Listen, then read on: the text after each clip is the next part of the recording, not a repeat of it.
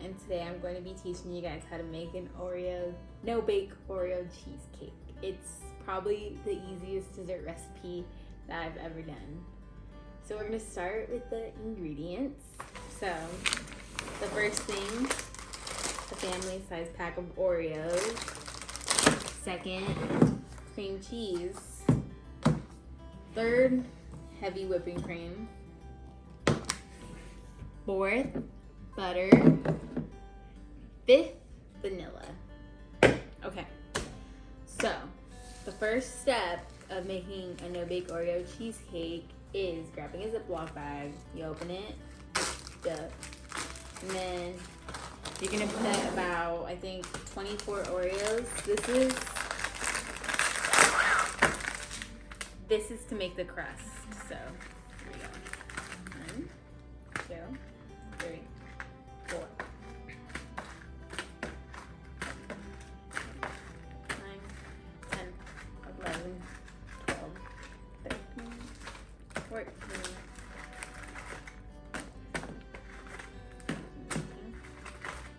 19, 20. A little 23, 24, a little. I forgot how to what number. So after we have the 24 Oreos in here, this is important because we need to make sure that it's crushed really good. So I'm gonna start with my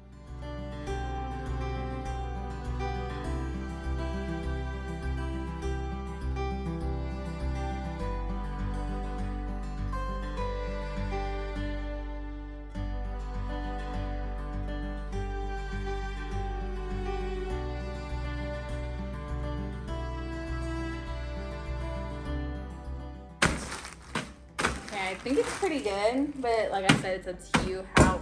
So now we are going to move this onto the side and go to the next step. This we'll use at the end. And it looks messy, but it's really good. Okay, then the next step is that you put the Oreo crust onto the plate.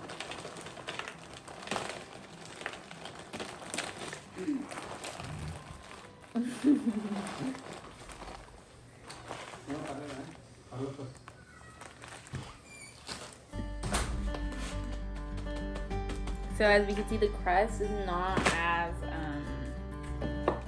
crushed up as I would want it to be. By the way, I added some more. So I added this pan. So this is where I'm gonna be putting the crust. I think it's just better when it's like fully crushed, because then you get like, you know, perfectly good cheesecake. We're just gonna smash it for like about 15 seconds. So then you're gonna take this paper. Make sure it's good enough to cut your to cover the pan that you will be making your cheesecake on. Okay, and then you put this over the pan. So then you're just gonna put all of the cookie crust into the pan.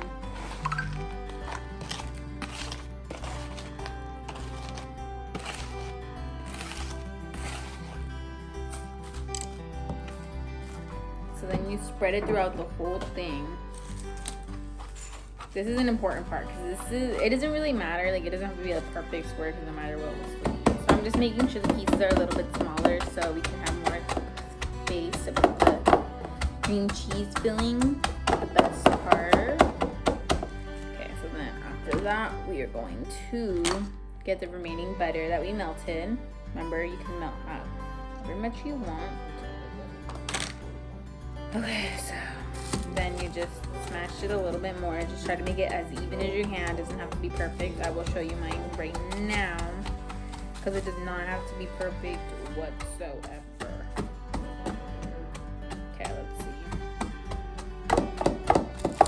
see. Assistant, may you please hand me the camera?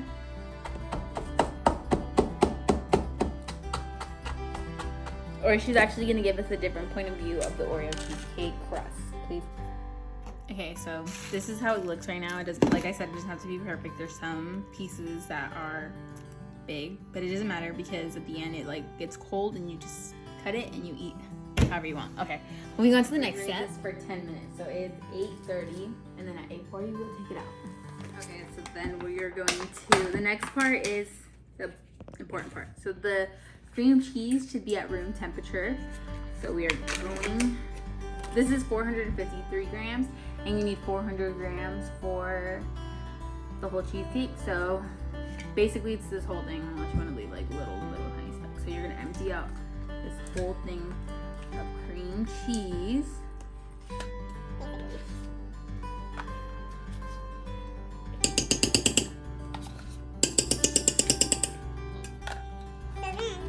The next step is to whisk this smoothly.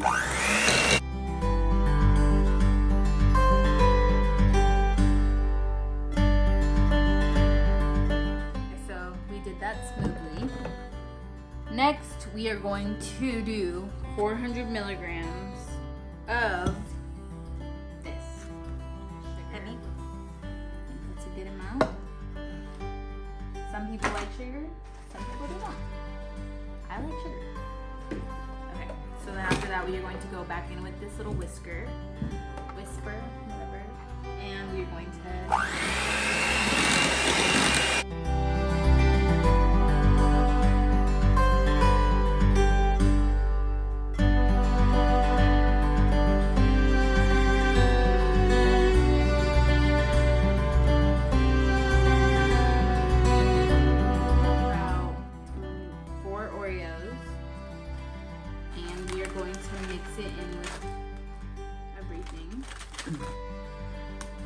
you don't need a lot.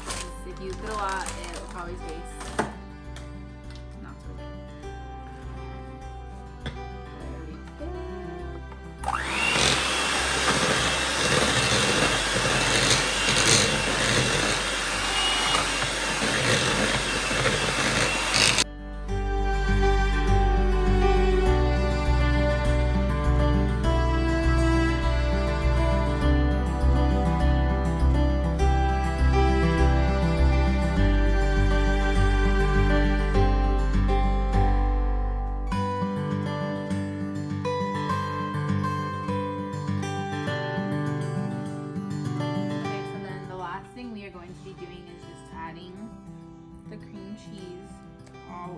So we're not gonna really put a thick layer, because once you put a thick layer, it tastes like too much. So if you put a thin layer, well, you can honestly put however much you want, for just my preference. I know it looks like a lot, but it's not. It's really good.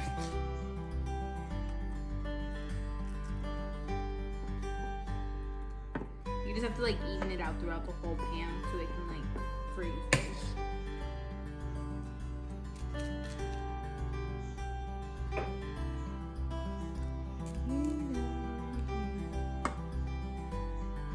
Almost done. It tastes really good at the end. We just want to make sure everything's even. As long as it looks smooth, it's fine. So this is our last part. The baking part is over, so now we just have to wait 2 to 4 hours for it to freeze up a little bit so you can enjoy it. Okay, so I left it in the freezer for like about 3 to 4 hours. It just depends like how like the thickness of how you want it. Anyways, here's like the finished product. Let me grab it. It's just hard to grab because like my knife is like piercing through. Like you can see right there, it's like really good.